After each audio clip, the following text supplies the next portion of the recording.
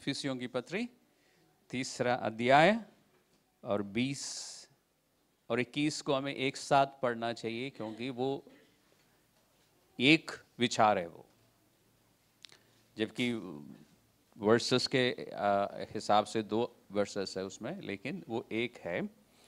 यहां लिखा है, अब जो ऐसा सामर्थी है कि हमारी विनती और समझ से कहीं अधिक काम कर सकता है, उस सामर्थ के अनुसार जो हम में कार्य करता है, कलीसिया में और मसीह यीशु में उसकी महिमा पीढ़ी से पीढ़ी तक युगानुयुग होती रहे, आमीन। एक विचार है वो, कंप्लीट, एक पूरा विचार है।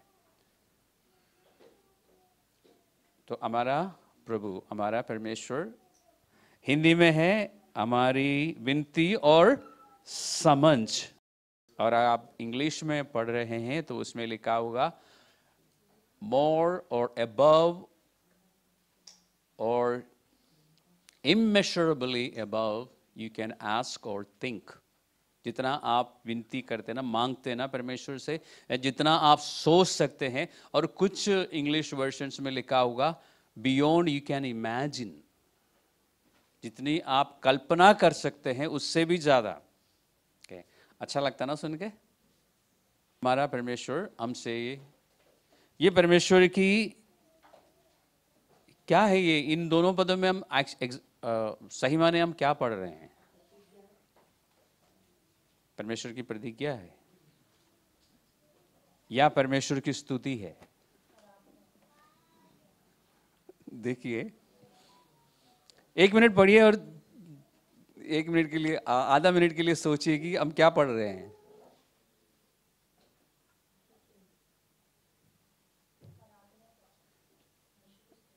आगे परमेश्वर की स्तुति या परमेश्वर की महिमा हो रही है,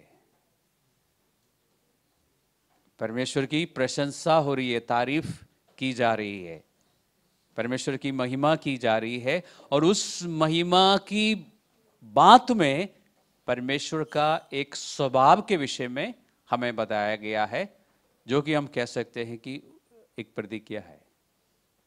क्योंकि परमेश्वर जो कुछ भी कहता है वो प्रतिज्ञा है। परमेश्वर के बारे में जो कुछ भी हम देखते हैं वो परमेश्वर का स्वभाव है, इसलिए हमारे जीवन में होगा। वो हमारी विनती और समझ या जितना हम सोच सकते हैं, जितनी हम कल्पना कर सकते हैं। इसलिए कई बार टीचर्स सिखाते हैं कि आपको मांगते रहना चाहिए। क्यों? कारण क्या है? मांगने से ज्यादा वो देगा। और कुछ लोग ये सिखाते हैं कि आपको मांगने के साथ साथ इमेजिन करना चाहिए, कल्पना करनी चाहिए। क्यों? क्योंकि आपकी ये ज़्यादातर अंग्रेजी भाषा इस्तेमाल करने वाले सिखाते हैं, क्योंकि हिंदी में तो समझ लिखा है ना, कुछ इंग्लिश वर्जन्स में इमेजिन लिखा है, इसलिए वो सिखाता है कि आप इमेजिन करते रहो, आप कल्पना करते रहो, जो चीज़ आप मांग रहे हैं कल्पना करते रहो कि आपको मिल रहा है। लेकिन ऐसा कोई गारंटी नहीं है बाइबल में, क्योंकि इमेजिन तो हम सब करते हैं ना, कल्पना तो हम सभी करते हैं। जब भी हमारे पास समय होता है हम बैठे बैठे कल्पना करते हैं। मैंने भी बहुत कल्पना की है, हुआ कुछ नहीं है। ये साइकोलॉजी है जो सिखाया जाता है कि भाई कल्पना करो आपको मिल जाएगा। बाइबल गारंटी नहीं देता। परमेश्वर ये कहता है कि जितना हम उनसे परमेश्वर से विनती करते हैं, जितना हम परमेश्वर के से मांगते हैं या सोचते हैं, उससे ज़्यादा वो हमारे लिए करेगा। लेकिन मैंने आपको पिछली बार एक प्रतिज्ञा के विषय में बताया कि प्रतिज्ञा को हमेशा कैसे देखना चाहिए? संदर्भ में देखना चाहिए, कॉन्टेक्स्ट देखना चाहिए कि किस कॉन्टेक्स्ट में, किस संदर्भ में ये बात की जा रही है। उसे समझने के लिए थोड़ा सा ऊपर से पढ़ना होगा। तो हम 14वां पद से पढ़ना शुरू करते हैं।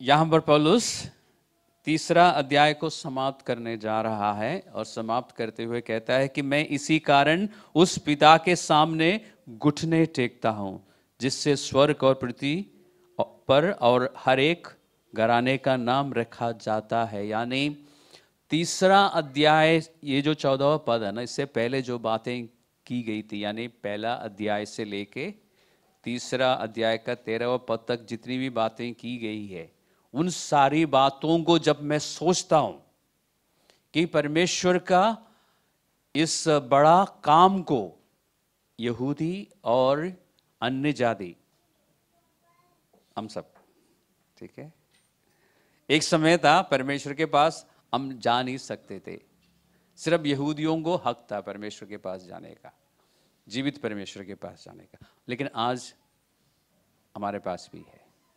दोनों को मिला के परमेश्वर ने अपना शरीर बनाया, अपनी देह बनाया।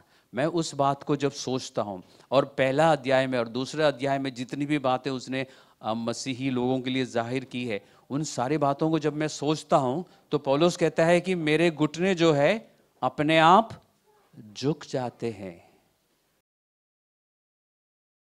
अगर आप पहला अध्याय को जरा सा भी समझेंगे ना, इफिसियों की पत्री का, तो आपके साथ भी ऐसा ही होगा। आप किसी दिन समय निकाल के इफिसियों की पत्री समय निकाल के पढ़िए, पहला अध्याय खत्म होने से पहले आप घुटनों में आ जाएंगे। ये मैं गारंटी दे सकता हूं। अगर पहला अध्याय जरा सा भी आपको समझ आया है तो आप घुटनों पे आ जाएंगे, परमेश्वर की महिमा करना शुरू करेंगे, क्योंकि इतनी बड़ी बातें इस पहला अध्याय में है, दूसरे अध्याय में और भी बातें हैं, तीसरे अध्याय में और भी बातें हैं। इसलिए पौलुस कहता है कि मैं पिता के सामने घुटने टेकता हूं। ओके, और क्या करता हूं मैं? घुटने टेक के मैं परमेश्वर की महिमा करता हूं, परमेश्वर का धन्यवाद करता हूं, स्तुति करता हूं। लेकिन एक और भी काम कर रहा हूं कि मैं तुम सबके लिए प्रार्थना कर रहा हूं। 17वां पद देखिए, और 16वां पद, कि वे अपनी महिमा के धन के अनुसार तुम्हें ये दान दे कि तुम उसके आत्मा से अपनी भीतरी मनुष्यत्व में सामर्थ पाकर बलवंत होते जाओ। एक बार खुद पढ़िए, प्रार्थना क्या है? कि मैं और आप, यानी हम सब, हम में से हर एक जन परमेश्वर के आत्मा से सामर्थ पाकर अपनी आत्मा में या अपनी भीतरी मनुष्यत्व लिखा होगा। भीतरी मनुष्यत्व कौन है? आपके अंदर जो आत्मा है, वो आत्मा साधारण भाषा में आपकी अपनी आत्मा परमेश्वर की आत्मा से सामर्थ पाकर बलवंत होते जाए, यानी आप अंदर से मजबूत हो जाए, स्ट्रांग हो जाए। ठीक है, हम शरीर को मजबूत रखते हैं, है ना? हम शरीर को बनाए रखते हैं, अच्छा खाना खाते हैं, पौष्टिक भोजन खाते हैं ना, और व्यायाम भी करते हैं, शरीर से कुछ काम करते रहते हैं ताकि हमारा शरीर चलता रहे, ठीक से चलता रहे। सिर्फ चलना काफी नहीं है ना, ठीक से चलने के लिए, चलाने के लिए शरीर को मजबूत रखना है। कोई वजन उठाना हो तो ताकत चाहिए ना हाथों में, तो इसलिए हम हाथों को चलाते रहते हैं, पैरों को चलाते रहते हैं, पूरे शरीर को चलाते हैं। करते रहना चाहिए। शरीर हमें इतनी समझ है कि हमारे शरीर को मजबूत रखना है। इसी तरह हमारी आत्मा को भी मजबूत रहना है। अगर आत्मा से आप मजबूत नहीं है तो क्या होगा? सोचिए, अभी बोलना नहीं, सोचिए। अगर शरीर से आप मजबूत है, स्ट्रांग है, तो आप शरीर से बहुत कुछ कर सकते हैं, कर सकते हैं। कोई अगर मारने आए तो आप क्या करेंगे? अपनी बचाव करेंगे ना, हाथ उठा सकते हैं। अगर हाथ कमजोर है तो जब तक आप ऐसे उठा के लाएंगे वो एक दो मार के चला जाएगा, है ना? ऐसा तो होगा नहीं, मैं सिर्फ उदाहरण के लिए कह रहा हूं। आप अंदर से मजबूत है तो जब आपके जीवन में कोई समस्या आएगी, कोई कठिनाई आएगी, कोई दुख की बात आएगी, तो आप क्या करेंगे? उसकी सामना कर सकेंगे। क्यों? आप अंदर से मजबूत है। अगर आप अंदर से कमजोर हैं, आप अंदर से लुढ़क जाएंगे। बाहर से तो बहुत हेल्दी दिखते हैं लेकिन अंदर से कमजोर हैं। प्रार्थना क्या है? प्रार्थना ये नहीं है कि आप बाहरी रूप से मजबूत रहे, क्यों? वो तो आप करते ही है, उसके लिए सारा बंदोबस्त आप खुद करते हैं, प्रार्थना की जरूरत नहीं है। आत्मा से, ये किसके बारे में बात हो रही है? मेरे बारे में बात हो रही है, ओके, आपके बारे में बात हो रही है कि हम परमेश्वर के आत्मा से ताकत पाकर, शक्ति पाकर बलवंत बने रहे, ये प्रार्थना की गई है। सोचिए इस बारे में। हम बहुत सारी बातों के लिए प्रार्थना करते हैं ना अपने जीवन में, करते रहना चाहिए। हमारी ज़रूरतों को लेके हम प्रार्थना करते हैं, क्यों? क्योंकि परमेश्वर ने कहा कि मैं तुम्हारी सारी ज़रूरतों को पूरा करूंगा। हमें मांगते रहना चाहिए, लेकिन ये प्रार्थना भी हमें करनी चाहिए।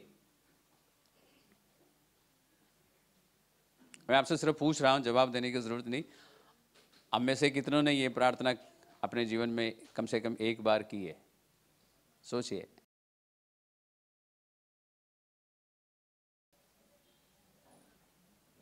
अंदर से मजबूत होने के लिए हमें लगातार प्रार्थना करनी चाहिए, डेली प्रार्थना करनी चाहिए। जैसे हम बाकी चीज़ों के लिए प्रार्थना करते हैं ना, अपने करियर को लेके प्रार्थना करते हैं, अपने बिजनेस को लेके करते हैं, अपने स्टडीज़ को लेके करते हैं, अपने बच्चों को लेके हम प्रार्थना करते हैं, और बहुत सारी ज़रूरतों को लेके हम प्रार्थना करते हैं।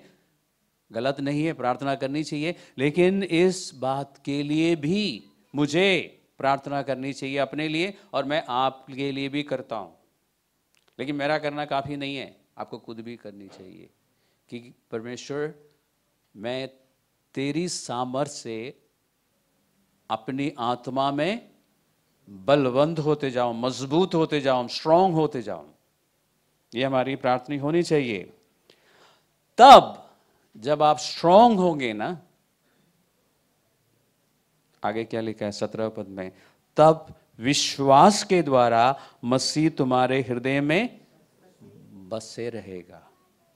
तो इसका मतलब अभी आपके मन में, आपके हृदय में यीशु मसीह नहीं है क्या?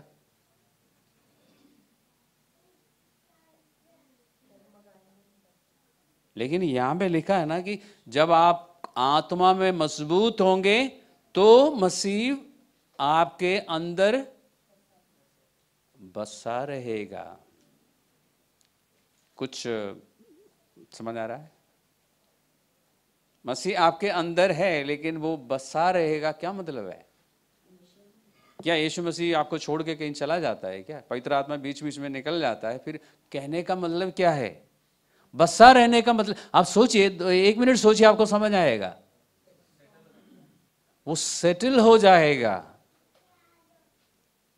यानी हम इस तरह से कह सकते हैं कि वो अपना घर आपकी आत्मा में बनाएगा, अपना परमानेंट रेसिडेंस।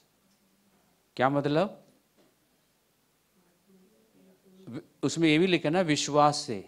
जब आप अंदर से मजबूत होंगे ना, तो आप प्रभु में हर बात में और हर बात के लिए विश्वास करना शुरू करेंगे, भरोसा रखना शुरू करेंगे, और तब प्रभु की रीति से सब कुछ आपके जीवन में होगा।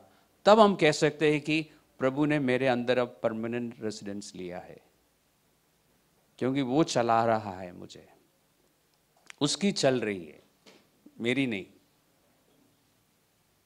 ये प्रार्थना पौलुस ने हम विश्वासियों के लिए की है। हम कितना करते हैं? हम कितनी अब एक बात बताऊं, हम अपने ज़रूरतों को लेके प्रार्थना करते ही है ना? करते हैं, भूलते नहीं हैं, है ना? दिन में कम से कम 2 बार तो करते ही होंगे। क्यों हम करते हैं? ज़रूरत है, लेकिन हम क्यों करते हैं? नहीं, इसलिए नहीं हम प्रार्थना करते कि वो सुनता है। हमें चाहिए, हमें चाहिए, हमारे अंदर चाहत है उन चीजों के लिए, हमारे अंदर इच्छा है, हमारे लिए वो मायने रखते हैं। Those things are important to us, अंग्रेजी में। इसलिए हम प्रार्थना करते हैं। हम अपने रिश्तेदारों के लिए क्यों प्रार्थना करते हैं, उनकी चंगाई के लिए क्यों प्रार्थना करते हैं? कुछ रिश्तेदार होंगे, क्यों? क्योंकि वो हमारे लिए इंपॉर्टेंट है।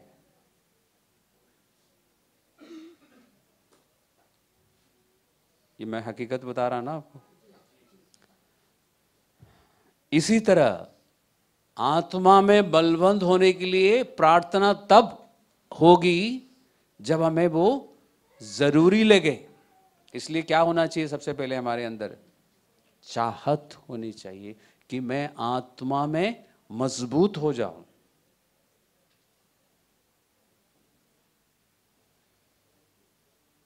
अभी हम वहां तक नहीं पहुंचे जो हमारे मांगने से और हमारे सोचने से ज्यादा काम कर सकता है। उसके इस प्रार्थना के संदर्भ में पौलुस ये कह रहा है।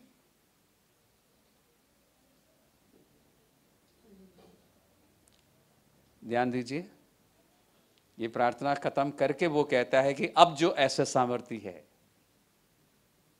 विश्वासियों के लिए, आपके लिए और मेरे लिए प्रार्थना करते हुए आज की तारीख में, या आप जब खुद अपने लिए प्रार्थना कर रहे हैं कि परमेश्वर में अंदर से मजबूत हो जाऊं और मसीह मुझ में बसा रहे परमानेंटली। यानी इसका मतलब ये नहीं कि प्रभु आपको छोड़ के जाता है, लेकिन प्रभु है, लेकिन प्रभु का कोई रोल नहीं है, भूमिका नहीं है। क्यों? क्योंकि आप अपनी मर्जी से चल रहे हैं। चर्च में ऐसी बातें नहीं करनी चाहिए ना, ऐसी बातें ही करनी चाहिए हमें, क्योंकि परमेश्वर, मैं आपको आपके विषय में नहीं कर रहा हूं कि आप ऐसा कर रहे हैं, लेकिन किसी भी विश्वासी के लिए जब ये कहा जाता ना कि परमेश्वर यीशु मसीह परमानेंटली उसके अंदर रेजिडेंस लिया है, तो इसका मतलब है कि प्रभु की मर्जी से वो चल रहा है। जब तक हम अपनी मर्जी से चल रहे हैं, प्रभु का परमानेंट रेजिडेंस नहीं है वहां पे। प्रभु है, लेकिन प्रभु से कुछ पूछ नहीं रहे हम, प्रभु के हिसाब से नहीं चल रहे। मैंने पैंडेमिक के समय में बहुत सारी चीज़ें मैंने सीखा, बहुत सारी बातें मैंने सिखाई थी। आपको याद हो तो वेडनेसडे मीटिंग्स में तो मैंने आपको रेनगार्ड बोंगी का नाम आप लोगों ने सुना है, एक फेमस इवेंजलिस्ट। वो एक स्टोरी बताता है, मैंने सुनाया था, कि किसी को याद है? ओके, रेनगार्ड बोंगी एक स्टोरी बताता है, क्योंकि यहाँ पे प्रभु में मजबूत होने की और प्रभु का परमानेंट रेजिडेंस की बात हो रही है ना, तो वो एक स्टोरी सुनाता है कि अब वो है नहीं, जिंदा नहीं है, लेकिन जब वो जिंदा थे उन्होंने ये स्टोरी बताई उदाहरण के लिए, कि एक व्यक्ति के घर में, जिसका 2 मंजिल का मकान है और दोनों मंजिलों में 3-4 कमरे हैं, घर में आता है और वो प्रभु यीशु मसीह का स्वागत करता है और कहता है कि प्रभु ऐसा है, मेरे पहली मंजिल में 2-3 कमरे हैं, तो उसमें रह लेना। ठीक है, प्रभु उसमें रहता है। और उसी दिन शाम को उसके घर में खटखटाता है कोई शैतान, और वो जबरदस्ती घुस जाता है। वो मना करने की कोशिश करता है, लेकिन घुस जाता है। फिर उसकी मनमानी होती है, तरह तरह के टेम्पटेशंस, प्रलोभन से वो व्यक्ति निकलता है, फिर सो जाता है। और सुबह वो उठते तो याद आता है कि नहीं, यीशु मसीह मेरे घर में था और यीशु ने कुछ किया नहीं। फिर यीशु मसीह से मिलता है वो कि प्रभु, कल तो ऐसा ऐसा हुआ था मेरे साथ और आपने कुछ किया नहीं। तो प्रभु ने कहा कि बेटा, ऐसा है ना कि तूने सिर्फ मुझे फर्स्ट फ्लोर में जो कमरे हैं वहाँ पे अधिकार दिया है। अच्छा प्रभु, ठीक है, मैं आज आपको ग्राउंड फ्लोर के मेरे बेडरूम को छोड़ के बाकी सब जगहों में आपका अधिकार है। प्रभु कहता ठीक है। तो वो उस दिन भी ऐसा ही होता है, दुष्ट आत्माएं घुस जाती है और कई तरह के प्रलोभन से वो निकलता है, हार जाता है पूरी तरह और कहता है प्रभु अब क्या, आपको मैंने ग्राउंड फ्लोर में भी अधिकार दिया। तो प्रभु ने कहा लेकिन तूने बेडरूम छोड़ दिया था ना। अच्छा प्रभु, अब मैं क्या करूं? प्रभु ने कहा ऐसा कर, तू ये घर मुझे दे दे, पूरा घर मुझे दे दे और मेरे घर में तू मेहमान बन के रह। अच्छा प्रभु, उसने चाबी पकड़ा दी। और उसके बाद क्या हुआ, उस दिन भी दुष्ट आत्माएं आई। वैसे रेनगार्ड बोंगे तो कहते शैतान खुद आया। दरवाज़ा खटखटाया तो ये व्यक्ति उठा खोलने के लिए। प्रभु ने कहा रुक, अब ये मेरा घर है, मैं देखता हूँ। प्रभु यीशु मसीह ने दरवाज़ा खोला। शैतान ने कहा कि गलती हो गई, गलत घर में। फिर उस फटाफट भागा वहाँ से, लेकिन भागते हुए फिर नंबर देखा उसने, नंबर तो सही है, ये क्या हुआ? गली भी ठीक है, सब कुछ ठीक है। शैतान मतलब जितनी तेजी से भाग सकता था भागा, बड़बड़ाते हुए, नंबर तो सही है, गली भी सही है, ये क्या हुआ? कहने का मतलब क्या है? जब यीशु को आपके अंदर, बाहर नहीं, आपकी आत्मा में जब पूरा अधिकार होता है, तो हम कह सकते हैं कि अब यीशु मसीह मेरे अंदर विश्वास से बसा हुआ है, क्योंकि मैं हर बात में और हर बात के लिए उस पर भरोसा कर रहा हूं। यह है प्रार्थना। इस प्रार्थना को करने के बाद, समाप्त करने के बाद, पौलुस कहता है कि अब जो ऐसा सामर्थ्य है जो हमारे मांगने से या हमारे सोचने से ज्यादा कर सकता है। हमारी मांग क्या है? कि मैं आत्मा में मजबूत हो जाऊं और प्रभु मुझ में बसा रहे। और भी है, पढ़ते हैं, इस प्रार्थना को पढ़ते हैं, देखते हैं। और विश्वास के द्वारा मसीह तुम्हारे हृदय में बसे रहे कि तुम प्रेम में जड़ पकड़कर और नेव डालकर, यानी मेरे जीवन की जो जड़ें हैं वो प्रभु के प्रेम में गहराई तक जाए, नीचे तक जाए। सोचिए, मेरे जीवन की जड़ें, सारी जड़ें जो हैं, इंक्लूडिंग द टैप रूट, ठीक है, जो बीच के जो सबसे बड़ी जड़ है, वो कहां को जाए? प्रभु के प्रेम में, उसकी गहराई तक जाए। और मैं प्रभु के प्रेम में पूरी तरह से मजबूत हो जाऊं, सिक्योर हो जाऊं। मेरी फाउंडेशन, मेरी नींव जो है प्रभु के प्यार में हो। यह है प्रार्थना। ओके, प्रार्थना खत्म हो गई? अभी नहीं हुई। और सब पवित्र लोगों के साथ भली भांति समझने की शक्ति में पाऊं कि उस प्यार की चौड़ाई और लंबाई और ऊंचाई और गहराई कितनी है। हम कई बार पहली शताब्दी के विश्वासियों को देखकर, उनके बारे में सुनकर, उनका इतिहास पढ़ के हैरान हो जाते हैं ना। प्रेरितों के कामों को पढ़ने के बाद हम हैरान हो जाते हैं कि यह सब कुछ कैसे हुआ, आज क्यों नहीं होता। हमारे मन में सवाल आते हैं ना। तो पहली शताब्दी में विश्वासी लोग अपनी सारी चीजों के लिए प्रार्थना करते थे, लेकिन उसके साथ साथ ये प्रार्थना जरूर करते थे, ये चाहत रखते थे, और इसलिए वे विश्वासी अंदर से मजबूत थे। वो लोग भी नौकरी करते थे उस जमाने के अनुसार, या बिजनेस करते थे, या खेती करते थे। उनके पास भी गाड़ियां होती थी, मतलब मर्सिडीज और वो नहीं, घोड़े और ऊंट और सब होते थे उनके पास। उनके बच्चे भी स्कूल जाते थे, सब कुछ होता था जैसे आज हो रहा है। उन सब चीजों के लिए भी वो प्रार्थना करते थे, लेकिन उसके साथ साथ इन बातों के लिए भी प्रार्थना करती थी, क्योंकि इन बातों की वो चाहत रखते थे। हम कितना रखते हैं, हमें देखना चाहिए। हमारे अंदर ये चाहत होनी चाहिए, और हमारी प्रार्थना ये होनी चाहिए कि परमेश्वर मुझ पर अपना अनुग्रह कर कि मैं अंदर से मजबूत हो जाऊं। मुझ पर ऐसा अनुग्रह कर कि मैं तुझ पर भरोसा कर सकूं हमेशा, हर बात में और हर बात के लिए, ताकि मसीह मेरा, जैसे कहते हैं ना, मेरे जीवन का कैप्टन हो।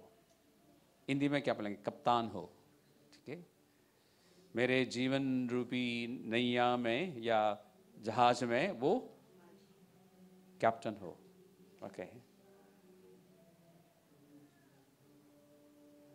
और मेरे जीवन की जड़ें जो है प्रभु के प्यार में गहराई तक जाए और उस प्यार में मैं बना रहूं, तब मुझे पता चलेगा ना कि प्यार की चौड़ाई और लंबाई कितनी है, गहराई और ऊंचाई कितनी है। यानी परमेश्वर के प्यार के सारे पहलुओं को मैं समझ सकूं, जबकि वो समझ के परे हैं। तो मैं पूरी तरह तो मुझे समझ नहीं पाऊंगा, लेकिन जितना मैं समझ सकूं, ये चाहत होनी चाहिए हमारे अंदर।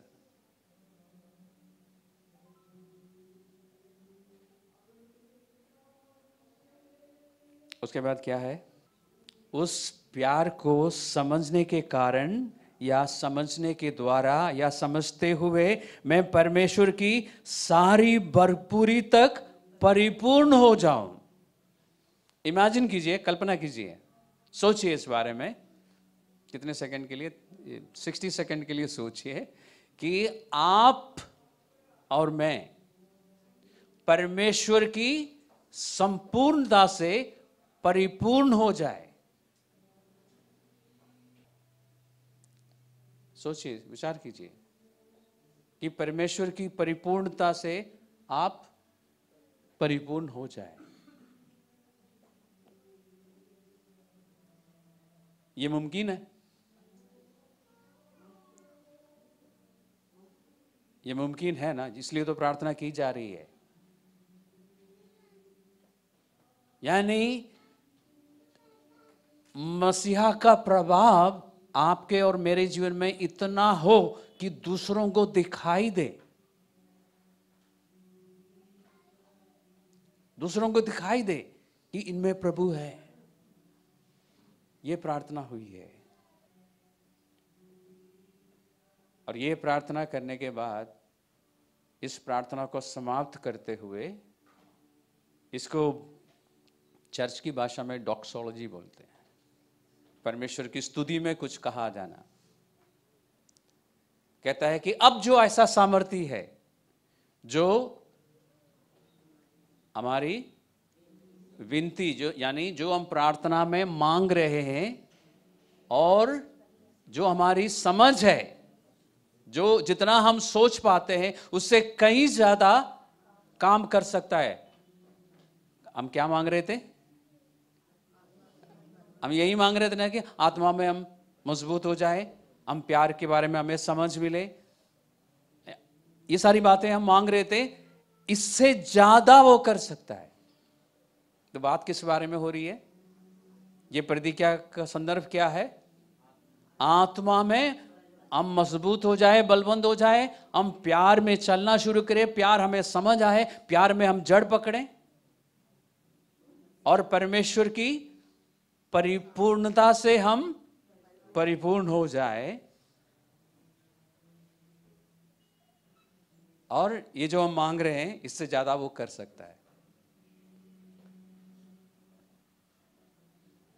तो ये जो प्रतिज्ञा है सबसे पहले कौन सी प्रार्थना के लिए है? इस प्रार्थना के लिए है, इन बातों के लिए है। क्या ये प्रतिज्ञा बाकी बातों पर भी लागू हो सकते हैं? हो सकता है, लेकिन सबसे पहले इस प्रार्थना के लिए है। अब एक बात रह गई है, अब जो ऐसा सामर्थ्य है जो हमारी विनती और समझ से कहीं अधिक काम कर सकता है, उस सामर्थ्य के अनुसार जो हम में कार्य करता है। तो जब परमेश्वर हमारी समझ और हमारी विनती से ज्यादा काम करने की क्षमता, सामर्थ्य, अधिकार रखता है, उस परमेश्वर की स्तुति हो रही है। लेकिन वो ऐसा कब करता है या किस रीति से करता है? उस सामर्थ्य के अनुसार जो हमारे अंदर कार्य करती है। तो परमेश्वर हमारी विनती और समझ के बढ़कर कैसे काम करता है? क्योंकि ज्यादातर आपने इस प्रतिज्ञा को पहले भी पढ़ा होगा और आप इस्तेमाल भी करते होंगे, लेकिन आप उसके एक हिस्से को इस्तेमाल करते हैं कि अब जो ऐसा सामर्थ्य है जो मेरी विनती और समझ से बढ़कर काम कर सकता है। और मैं कहता हूं परमेश्वर जो है मेरी समझ से बढ़कर या मेरी विनती से बढ़कर, अंग्रेजी में अगर मैं सोचता हूं तो God can do more than I ask or think or ask or imagine, वहीं मैं रुक जाता हूं। लेकिन परमेश्वर ने ऐसा नहीं कहा। परमेश्वर ने कैसे कहा है? मेरी विनती और समझ से बढ़कर वो काम कर सकता है उस सामर्थ्य के अनुसार जो मुझ में काम करती है। ओके, वो मैं छोड़ देता हूं। उसके बिना ये प्रतिज्ञा जो है या ये वायदा जो है अधूरा है। हम परमेश्वर की किसी भी एक वायदे को दो टुकड़े में करके और उसके एक टुकड़े लेके चलते फिरेंगे तो हमारे जीवन में वो प्रतिज्ञा काम नहीं करेगी। पूरी प्रतिज्ञा को एक साथ देखना होगा। तो हमारे अंदर या हमारे जीवन में जब परमेश्वर हमारी विनती और हमारी सोच या विचार या कल्पना से बढ़कर जो काम करेगा वो किस रीति से होगा? उस सामर्थ्य के अनुसार होगा ना जो हमें काम कर रही है। तो इसका मतलब जो प्रार्थना की शुरुआत में हमने मांगा प्रभु से कि परमेश्वर मुझे आत्मा में बलवंत कर। अब पवित्र आत्मा आपको बलवंत कैसे करता है? सोचिए, पवित्र आत्मा कैसे हमें बलवंत कर सकता है? सोचिए, पवित्र आत्मा के लिए यीशु मसीह ने क्या कहा था? वो क्या करेगा आपके जीवन में? एक भी जगह पे यीशु मसीह ने नहीं कहा था कि पवित्र आत्मा जब आएगा वो तुम्हें बलवंत करेगा। ऐसा कहीं लिखा है? अब मुझे अभी तक मिला, मतलब मुझे याद नहीं है कि मैंने ऐसा कहीं पढ़ा हो, इसलिए मैं गलत भी हो सकता हूं, देख लेना। लेकिन जहां तक मुझे याद है पवित्र आत्मा के लिए ये नहीं कहा कि पवित्र आत्मा तुम्हें बलवंत बनाएगा।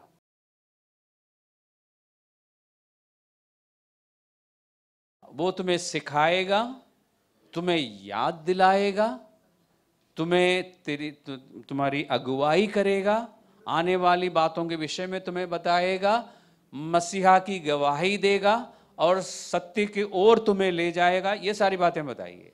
और फिर वो तुम्हें पापों को लेके निरुत्तर करेगा।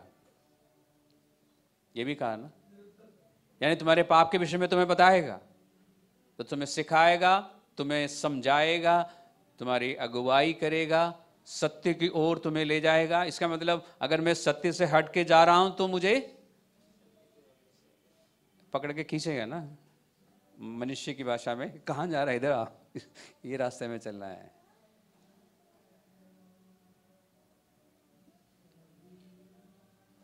इन सब कामों के लिए यीशु मसीह ने कहा ना कि पवित्र आत्मा करेगा। तो इस रीति से पवित्र आत्मा आपको मजबूत करेगा प्रभु में। हमने ये सोचा होगा ना कि पवित्र आत्मा मुझे मजबूत करेगा, मुझे डेली इंजेक्शन देगा, मतलब वो विटामिन, सारे स्पिरिचुअल विटामिन्स का एक इंजेक्शन। कैसे करेगा पवित्र आत्मा? मैं थोड़ा सा ध्यान देंगे तो हमें पता चल जाता ना। हमें हमारी गलतियों के विषय में हमें बताएगा, हमारी कमियों के विषय में बताएगा, फिर हमें अनुग्रह देगा, हमारे पापों के विषय में हमें बताएगा। ये सब कुछ करेगा ना पवित्र आत्मा। हमारी सोच अगर विचार गलत है तो हमें बताएगा ना कि बेटे तुम गलत सोच रहे हो, ऐसा मत सोचो। ऐसा डेली हमारे साथ रहकर, हमसे बात करके, हमें समझा के, कभी कभी डांट के, कभी कभी प्यार से। पिछले हफ्ते हमने सीखा था ना कि परमेश्वर जिसको प्यार करता है उसकी ताड़ना भी करता है। ये सब कुछ करते हुए यीशु मसीह या पवित्र आत्मा में मजबूत करेगा। अब 20वें पद में यही लिखा है ना, उस सामर्थ्य के अनुसार जो हमारे अंदर काम करती है। अगर वो सामर्थ्य काम नहीं कर रही है तो ये वायदा जो आप अपने मुंह से बोलते रहते ना कि अब परमेश्वर मेरे मांगने से और मेरे सोचने से बढ़कर काम करेगा, ऐसा कुछ होगा नहीं। क्योंकि उस वायदा में एक बात जरूर लिखी है कि वो उस सामर्थ के अनुसार होगा। अगर पवित्र आत्मा को मैं काम करने नहीं दे रहा हूं, पवित्र आत्मा मुझे समझा रहा है, लेकिन मैं क्या करता हूं, क्या करते हैं हम? इग्नोर मारते हैं हम, है ना। हम लोग सब पढ़े लिखे इसलिए हम इग्नोर मारते हैं, हम नजरअंदाज कर देते हैं। पवित्र आत्मा बता रहा है लेकिन हम ऐसे एक्ट करते हैं कि जैसे हम उस और ध्यान ही नहीं देते। तब जो हम मांग रहे हैं ना प्रभु से, उससे बढ़कर होगा नहीं। पवित्र आत्मा अगर काम कर रहा है तो जितना हम मांग रहे हैं ना उससे ज्यादा होगा हमारे लिए। ये वायदा परमेश्वर कर रहा है। 16वें पद से लेके 19वें पद तक प्रार्थना में कुछ बातें परमेश्वर से मांगने के बाद वो एकदम आमीन नहीं कहता, वो कहता है कि उस परमेश्वर की स्तुति हो जो मेरे मांगने से, मेरे सोचने से ज़्यादा कर सकता है उस सामर्थ्य के अनुसार जो हमें कार्य करता है। और वो क्या कहता है कि उस परमेश्वर की महिमा कलीसिया में, देखिए कलीसिया में पीढ़ी से पीढ़ी तक युगानुयुग होती रहे। तो ये प्रार्थना कब तक के लिए है? जब तक यीशु मसीह लौट के नहीं आता। तो हर युग में पाए जाने वाले विश्वासियों के लिए उस समय परमेश्वर के एक जन ने प्रार्थना की ताकि हम इस प्रार्थना को करते रहें। ये प्रार्थना पवित्र आत्मा ने क्यों लिखवाई? ये तो पौलुस प्रार्थना करता था, लिखवाने की क्या जरूरत थी? कि हमें समझ आए कि इस प्रार्थना की मुझे जरूरत है, मैं चाहत रखूं और प्रार्थना करूं। अगर आप इस प्रार्थना को रट लेते हैं और रोज प्रार्थना में बोलेंगे तो कुछ नहीं होगा।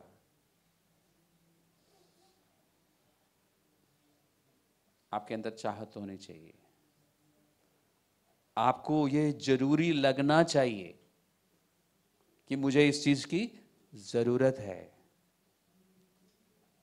बाकी चीजों की भी जरूरत है हमें, तो बाकी चीजों के साथ साथ इस बात की भी चाहत हो आपके मन में, तब आप प्रार्थना करेंगे और तब ऐसा होगा कि आपके मांगने से ज्यादा परमेश्वर काम करेगा, क्योंकि आप पवित्र आत्मा को अपने जीवन में काम करने दे रहे हैं।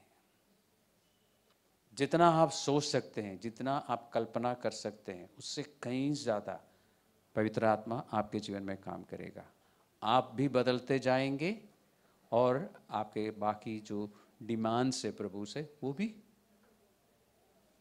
परमेश्वर पूरा करेगा। परमेश्वर की इच्छा क्या है? आपको और मुझे परमेश्वर ने जब चुना, अपना बेटा या बेटी होने का अधिकार दिया, उसके बाद परमेश्वर की चाहत क्या है आपके लिए? ओके, हम उसके अनुग्रह में और उसकी पहचान में बढ़ते जाएं, वो सही है। लेकिन एक जगह परमेश्वर पवित्र आत्मा लिखवाता है, रोमियो की पत्री का 8वां अध्याय में मिलेगा और शायद वो 29वें पद में है, एक बार देख लेना। उसमें लिखा है कि परमेश्वर चाहता है कि हमारा रूपांतरण हो, हम अंदर से बदलते जाए और हमारे प्रभु यीशु मसीह के समान बन जाए। 29 में ओके। तो परमेश्वर की इच्छा है कि हम यीशु मसीह की तरह लोगों को प्यार करना शुरू करें, यीशु मसीह की तरह हम धीरज रखें,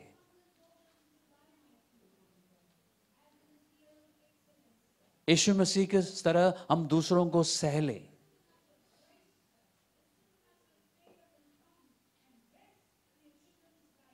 तो हमारी प्रार्थना क्या होनी चाहिए? बहुत कुछ हम प्रार्थना में मांग सकते हैं, मांगना चाहिए। आपको जो चाहिए आप मांगते रहो, देना या नहीं देना परमेश्वर की मर्जी है, लेकिन ये प्रार्थना भी साथ साथ हमें करनी चाहिए। ये प्रार्थना यदि हम करते हैं चाहत के साथ, दिल से, तो ये प्रतिज्ञा पूरी होगी। हमारे मांगने से ज्यादा परमेश्वर करेगा और ये प्रतिज्ञा बाकी सब बातों में भी पूरी होगी। अगर ये प्रार्थना मैं नहीं कर रहा हूं, मतलब मेरी अंदर चाहत है ही नहीं, तो ये प्रतिज्ञा मेरी किसी भी प्रार्थना में पूरी नहीं होगी, क्योंकि ये प्रतिज्ञा जो है सबसे पहले प्राथमिक रूप से, मुख्य रूप से इस प्रार्थना के लिए है, इस प्रार्थना के संदर्भ में है। बाकी प्रार्थनाओं में भी हम इस्तेमाल कर सकते हैं, लेकिन अगर ये प्रार्थना नहीं हो रही है और ये चाहत नहीं है मुझ में, तो ये प्रतिज्ञा काम नहीं करेगी। कारण क्या है? क्योंकि इस प्रतिज्ञा में एक, क्या बोलते हैं, TNC, शर्तें लागू है। ये उस सामर्थ्य के अनुसार है जो मुझ में काम करती है। अगर वो सामर्थ्य, पवित्र आत्मा की वो सामर्थ्य काम नहीं कर रही है, तो मेरी समझ और मेरी सोच या मेरी विनती से बढ़कर परमेश्वर काम नहीं करेगा। इसलिए ध्यान रखना, अब हम शायद इस साल प्रतिज्ञाओं के विषय में ज़्यादा चर्चा नहीं करेंगे। शायद मैंने 2-3 बार इस बारे में शिक्षा दी है आपको, मेरे ख्याल काफ़ी है, नहीं तो बहुत ज़्यादा हो जाएगा। तो ध्यान रखना, जब भी आप परमेश्वर की कोई प्रतिज्ञा देखते हैं बाइबल में, उसको हमेशा संदर्भ में पढ़ना और पूरी प्रतिज्ञा को देखना। हमारे फितरत में है, जो चीज़ हमें पसंद आती है हम खट से याद कर लेते हैं, है ना। तो पूरी प्रतिज्ञा देख लेना कि उसमें क्या कहा गया है, और उसमें अगर शर्तें लगी हैं, उन शर्तों को पूरा करना चाहिए, तब प्रतिज्ञा लागू होगी। तो हम ऐसा करेंगे ना, आज से हम ऐसा करते हैं, ये प्रार्थना करते हैं, लेकिन ध्यान रखना, चाहत, इच्छा होनी चाहिए, इंटेंस। क्या, कैसी इच्छा? तीव्र इच्छा होनी चाहिए, तभी आप प्रार्थना करेंगे। मकान के लिए, गाड़ी के लिए, नई गाड़ी के लिए, पुरानी गाड़ी पुरानी होगी, नहीं चाहिए, ये सब हम भूलते नहीं है, भूलते हैं क्या? तीव्र इच्छा से हम प्रार्थना करते हैं, जब तक नहीं मिलता हम लगे रहते हैं, क्योंकि परमेश्वर ने कहा कि मांगते रहो। परमेश्वर ने कहा कि ही आप नहीं छोड़ना, मांगते रहो, इसलिए हमें पता है, डटे रहते हैं हम। अच्छी बात है, करते रहो, और परमेश्वर देता है। लेकिन इस बात के लिए भी हम प्रार्थना करेंगे। तो अभी हम एक बार प्रार्थना करें। तो हिंदी में जैसे लिखा है उसको, आपको पता है ना, बाइबल के वर्सेस को पर्सनलाइज करना आप जानते हैं ना। तो हम कैसे प्रार्थना करेंगे? इंग्लिश में पढ़ने वाले इंग्लिश में अपने लिए ही प्रार्थना करेंगे। हिंदी हम ये प्रार्थना कर सकते हैं कि पिता से हम ये प्रार्थना कर सकते हैं कि पिता परमेश्वर, तो अपनी महिमा के धन के अनुसार मुझे ये दान दे कि मैं तेरे आत्मा से अपनी भीतरी मनुष्यत्व में सामर्थ पाकर बलवंत होते जाऊं। ऐसे ही करेंगे ना? ओके। उसके बाद, और विश्वास के द्वारा मसीह मेरे हृदय में बसे कि मैं प्रेम में जड़ पकड़कर और नेव डालकर सब पवित्र लोगों के साथ भली भांति समझने की शक्ति पाऊं कि उसकी चौड़ाई और लंबाई और ऊंचाई और गहराई कितनी है, और मसीह के उस प्रेम को जान सकूं जो ज्ञान से परे है, कि मैं परमेश्वर की सारी भरपूरी तक परिपूर्ण हो जाऊं। ऐसा हमें प्रार्थना करनी चाहिए। लेकिन उससे पहले चाहत होनी चाहिए, और ये प्रार्थना कीजिए, फिर देखिए, तब परमेश्वर जो मेरी आपकी समझ और विनती से बढ़कर काम कर सकता है, मेरे और आपके जीवन में काम करेगा, और परमेश्वर की भरपूरी को हम देख पाएंगे। हमारा जीवन ऐसा नहीं रहेगा। बाइबल को पढ़ने के बाद हमारे रोंगटे खड़े हो जाते हैं ना कई बार, प्रेरितों के कामों को पढ़ने के बाद। ऐसा हमारे जीवन में भी होगा, हमारे देश में, हमारे शहर में होगा। तो हम कोशिश करते हैं।